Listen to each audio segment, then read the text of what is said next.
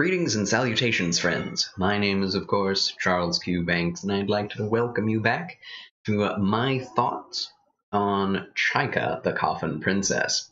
This is part 2 in a 3 or 4 part series, I don't know, because I just finished Season 1 of Chaika the Coffin Princess, and I guess because I just wasn't paying attention, I didn't know till the end of Season 1 that there was a Season 2 afterwards. It was very silly of me, but it was one of the best surprises I've had in years. A very happy surprise. So now I get to watch even more of this wonderful show, and I'm very glad of it, because this show has continued to be excellent in the ways that I specifically want a movie to be good, or a show, any story. The world-building characters are excellent, and the pacing as well is excellent. I will say that there are a couple parts in which a couple of episodes in particular that are a little slow. It's not necessarily the hyper fast-paced shonen jump that you might expect from something like One Piece. But even that can have its slow points. This is a bit slower. It likes to take its time with its characters and its themes and world building. Like I said, they take time building up and talking about the way the government works. Okay? The way that the civilians are treated by the government. The way that the military is treated by the government. And while it's not always in exposition, it's definitely in showing and less telling, which is great. There is definitely exposition, but it's all justified by the narrative in certain instances, such as in, I think, episode 9, there is a wonderful, wonderful series of conversations between the main characters, because we find out that the memories of human beings can be sacrificed, in other words, taken out of your memories so you don't have them anymore, to create magical fuel with which, Chaika can shoot her gun, and Chaika can drive a vehicle, because all the vehicles, all the technology of the past few hundred years has been magical. This is not a sci-fi show, this is a straight fantasy, and all the technology that has come out in the past few hundred years has been because of Emperor Gaz, the Wizard King, and his experiments, which were all less than moral, apparently. Not all of them were innocent. So we learn that, and throughout the rest of the episode, we did Chaika, who really does grow on you. At first I thought her speech patterns were very annoying because she speaks in sentence fragments. She speaks in very stilted Japanese, always referring to herself in the third person, always referring to everyone else in the third person. Like, if she's talking to Toru, she says, Toru, I like, or, Toru, do this, or Chaika will do this, Chaika apology, Chaika forgive, and things like that. Shocking truth, just these statements, these comments that are just really short sentences. So anyway, she's talking to him, and we realize that one of the reasons she doesn't have her memories, and one of the reasons she speaks in stilted speech, I almost said English, but whatever, is that she has done this before, sacrificed her memories for her magic. And it was probably in some battle or trying to survive that she had to do this. Or was it? We don't really know. That's one of the mysteries.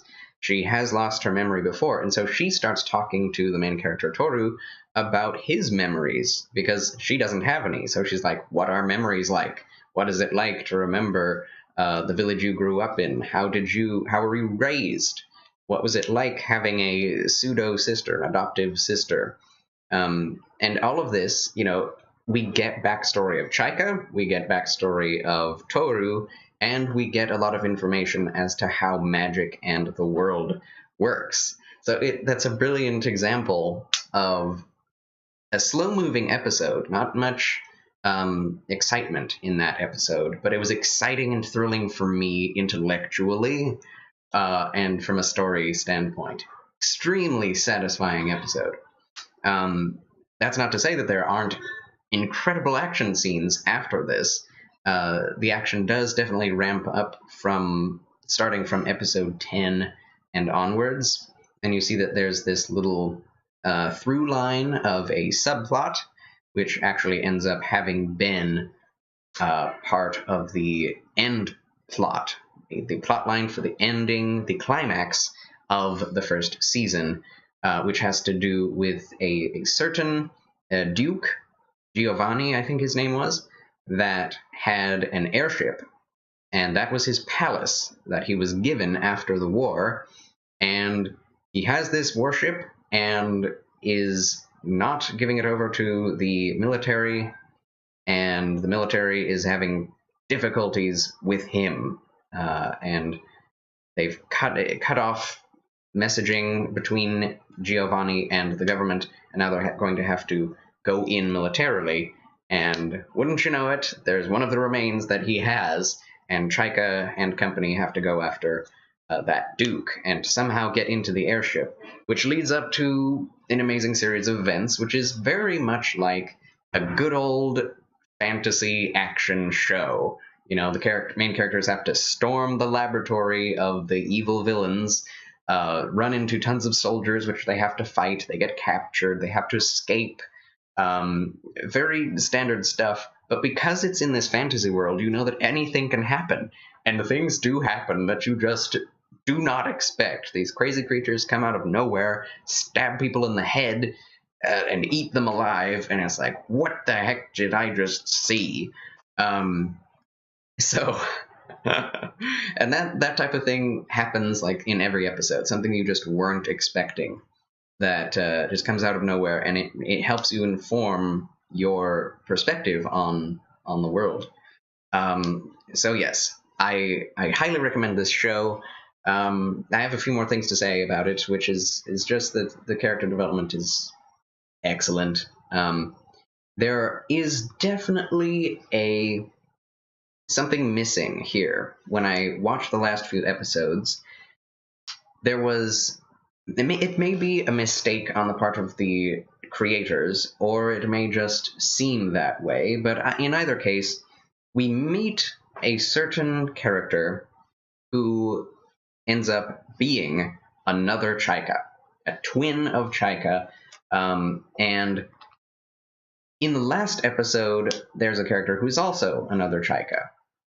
And when it is revealed that she herself is another Chaika, it's revealed as if we'd never heard of this before, as if this is the first time that anyone has.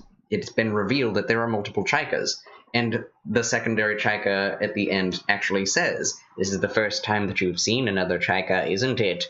And you know, in her evil rant, but it's not. And Chiaki does not. Chaika does not. I was like, wait, that sounds wrong. Anyway, she doesn't even react as if it's the second time. She acts as if it's the first time. And so it makes me wonder if it was intended for that to be the first time we meet a secondary Chaika, but that earlier on in the season, we had that little story arc where we meet a secondary Chaika who has the same goal, but different intentions, much more warlike, much more independent, and much less nice. But they part their ways somewhat amicably. But and that Chaika at the ending of, I think, the 6th episode says, you know, we have the same goal. Our fates are intertwined. We will meet again. You know, in kind of an ominous tone.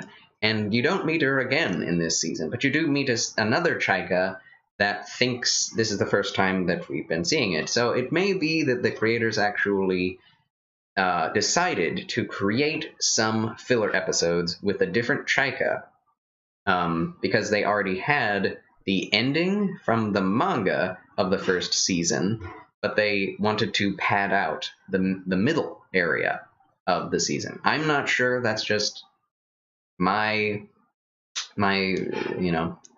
speculation. But we'll see. I don't know. I might look into the manga because this is just an amazing show. And if the manga is just as good or better, which usually the mangas are, I will be much entertained, and I hope you will be too. This is an anime that is free to watch on Crunchyroll right now. I recommend you do it if you enjoyed anything of what I just said. And one last thing as to the moral ramifications of the show. It's definitely mature. It's definitely for adults. There are several scenes of massive blood spray. Like I said, people get speared in the head. At one point, Akira, with her giant warhammer, just comes up to a guy with the blunt end and goes, bam! No holding back, and he just falls over. And I assume he's dead, because how could you survive that? So it's very violent, but it's very, like, it's shocking violence, make you go, whoa! It's not necessarily, ugh, gross. There are definitely some gross things that are revealed that people have been experimented on and turned into monsters and that sort of thing. So very dark themes are explored. There's a woman that has been using her body to manipulate men, and that's referenced. And there's no nudity throughout the entire show, which I'm very thankful for.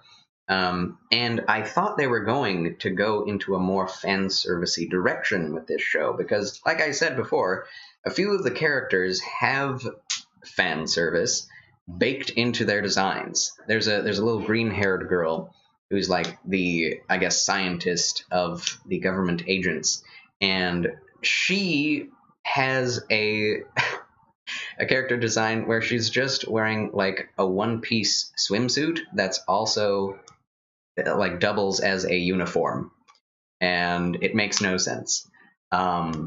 And then, of course, Akira, she's just wearing a loincloth with a bunch of straps to hold it on. And it's like, okay, all right, I get you. It's all stylistic. So anyway, just be prepared for that. Also, I expected, with the character of Frederica, which happens to be a dragoon, you see her as taking the form of someone else, because dragoons are dragons. Fela, they call them Fela, which is very similar to the Celtic word for fae, which is like fairy. And most of the fae could turn into whatever they wanted, depending on where they came from. But this dragoon, which is in its basic form a giant steel dragon, a crazy design for that too, she can turn into whatever she wants to, and so she turns into her master for the most of her existence that we see her in the first episode we see her in. But then, ever afterwards, she chooses to no longer display herself as her master, but to display herself as a little blonde goth lolly. The second goth lolly that we have in this show, and she's a tsundere, okay? And she always wants to fight the main character in a duel to the death, and she's extremely independent, even more than Chaika or anybody else, like a cat, and she also turns into a cat every once in a while. So I was thinking, oh no, this is the third girl in our team, in our party, so to speak, and this is going to turn into a harem show. It's going to be fan service. They're going to have a hot spring episode, and it's just going to go downhill. They're going to have filler, and it's just going to be lots of ecchi stuff. But they didn't all throughout this first season, and I pray to God they won't do this in the second season. But that won't help, because the second season is already out and has been for a few years. So I will watch the second season, and I will do so with bated breath, because I am so excited to see what else they have in store for this show. Anything else I have to say in my notes? No, I think that's it. So, once again, recommend this show. Watch it, think about it. There's a lot more to it than meets the eye, and it's just constantly entertaining. So yes, thanks for watching, and until next time, farewell.